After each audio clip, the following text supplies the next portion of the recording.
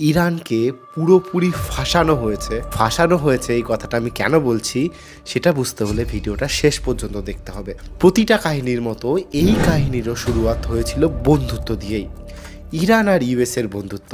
কিন্তু তারপর আসে সাল 1979, ইরানের সরকার পাল্টায় এবং আমেরিকার সাথে সব রকম সম্পর্ক শেষ করে দেয়। এবার আমেরিকা রেগে যায় আর ইরানের থেকে বদলা নেওয়ার জন্য একটা দেশকে ধরে যার নাম ছিল ইরাক। এবার আসবে এই কাহিনীর প্রথম টুইস্ট। ইরাক তার নতুন লিডার সাদ্দাম হোসেনকে পায়।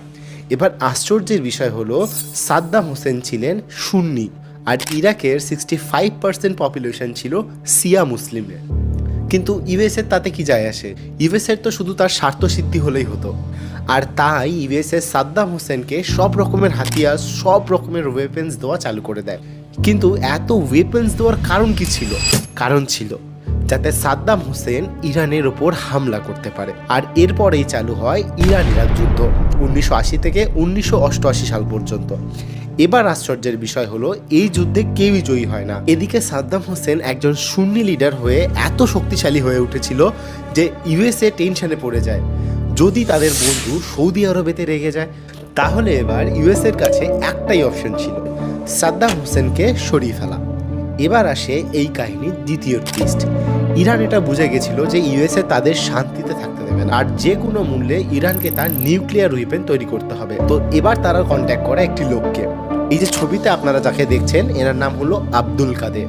কিন্তু এখানে আশ্চর্যের বিষয় হলো ইউএসএ আর ইউরোপিয়ান দেশ মিলে কিন্তু এই লোকটাকে তৈরি করেছে যে গোটা দুনিয়ায় ব্ল্যাক মার্কেটিং করে বেড়াতো নিউক্লিয়ার ওয়েপেনের। আর দেখতে দেখতে কিছুদিন পর ইরান অ্যানাউন্স করে দেয় যে তারা নিউক্লিয়ার ওয়েপেন তৈরি করতে যাচ্ছে। এরপর এমন কিছু একটা হয় যেটা কেউ কখনো ভাবতে পারেনি। ইরানে হঠাৎ করে বিপুল পরিমাণে গ্যাসের রিজার্ভ পাওয়া যায়। এবার আপনি চালাকিটা একটু দেখুন। ইউএসএ জানতো যে দুনিয়াতে পলিউশন বাড়ছে আর তেলের ডিমান্ড কম হতে চলেছে, আর যার ফলে গ্যাসের ডিমান্ড প্রচুর পরিমাণে বাড়তে চলেছে। এবার ইউএসএ মনে করে তাদের এবার ইরানের সাথে বন্ধুত্ব করা উচিত। এবং শুধু তাই নয়, 2010-এ নিউক্লিয়ার ডিলও অফার করা হয় ইরানকে। কিন্তু ইরান জানতো যে ইউএসএ কারুর বন্ধু হতে পারে না, তাই তারা সব রকম শর্ত মানা করে দেয়।